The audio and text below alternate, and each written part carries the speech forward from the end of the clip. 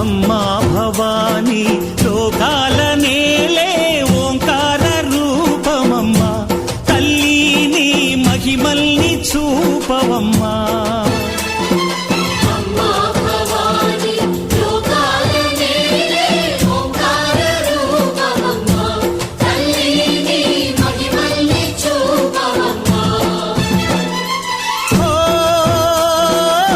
సృష్టికే దీపమా, శక్తికే మూలమా, సింహరథమే నీదమ్మా.